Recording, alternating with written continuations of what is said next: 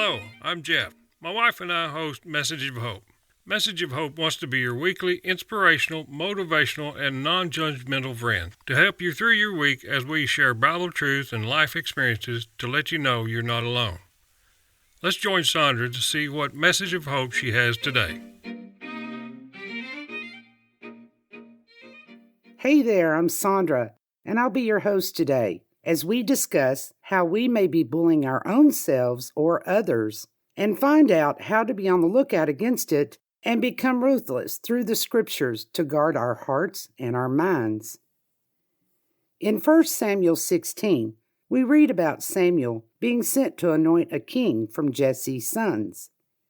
When the oldest son, Eliab, who was very tall and fair, meaning he looked very different than the others, he passed in front of Samuel, he thought, "This has to be the one." But the Lord said to Samuel, "Do not consider his appearance or his height, for I have rejected him." The Lord does not look at the things people look at. People look at the outward appearance, but the Lord looks at the heart. After the 7 sons had passed him by, he found there was one other son that Jesse had left in the field, tending the sheep, because even Jesse didn't think the boy had the potential to be selected, and that was David. And when he was brought before Samuel, the Lord told Samuel, "Rise and anoint him, for this is the one." And we do this in our lives all the time, don't we? We critique our pastors harshly for not wearing a suit or for not looking the part, or our friend for having different religious beliefs than ours, or who may dye their hair purple when we wear ours brown. And because we know we judge like this, it puts a lot of pressure on ourselves actually, because we realize others may be thinking the same kinds of things about us and our choices. Especially when we read in Matthew 7:2, "For in the same way you judge others, you will be judged. And with the measure you use, it will be measured to you." That's scary, right? And the Bible warns us in Romans 12:16, "Live together in peace with each other. Don't be proud, but be willing to be friends with people who are not important to others. Don't think of yourself as smarter than anyone else."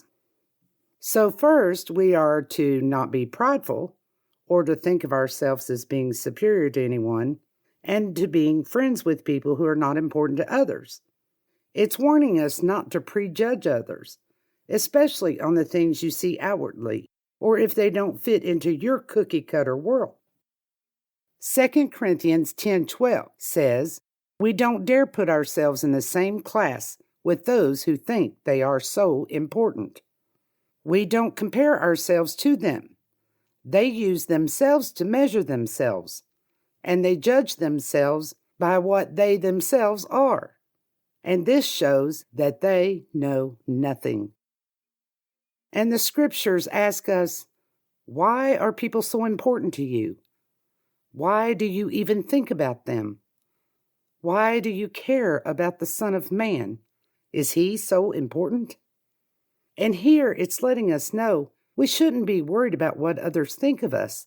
We shouldn't weave our lives around a pattern that someone else decides is good for us. This kind of mindset makes it easy to feel very unworthy or unimportant. But your Father says in Ephesians 3:17 and 18, "I pray that Christ will live in your hearts because of your faith. I pray that your life will be strong in love and be built on love. And I pray that you and all God's holy people will have the power to understand the greatness of Christ's love, how wide, how long, how high, and how deep that love is." Think about this. In Psalms 139, it says, "You formed the way I think and feel. You put me together in my mother's womb. I praise you because you made me in such a wonderful way. I know how amazing that was." Guys, God doesn't make junk. Your worth is priceless. Don't feel pressure to live what other people think of as worthwhile or a fulfilling life.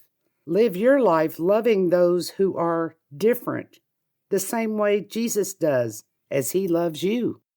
Matthew 22:39 and 40 says, God said, love the Lord your God with all your passion and prayer and intelligence. This is the most important, the first on any list. But there is a second to set alongside it. Love others as well as you love yourself. These two commandments are pegs. Everything in God's law and the prophets hangs on them. You know, the value of a single soul is worth more than anything. Matthew 16:26 reads, It is worth nothing for you to have the whole world if you yourself are lost. You could never pay enough to buy back your life. And I'll close with this. We don't know how much time we have left on this earth, so let's don't spend it being miserable by trying to be something someone else wants you to be. Let's just focus on being who Christ says we are, an original, a masterpiece. You know, my mom always told me, you are not better than anyone else, and no one else is better than you. With that, I ask you to go to msgofhope.com and subscribe so we can keep in contact with you. Let's close in prayer. The Lord bless you and keep you. The Lord make his face shine upon you and be gracious to you. The Lord lift up his countenance upon you and give you peace. Until next time, Godspeed.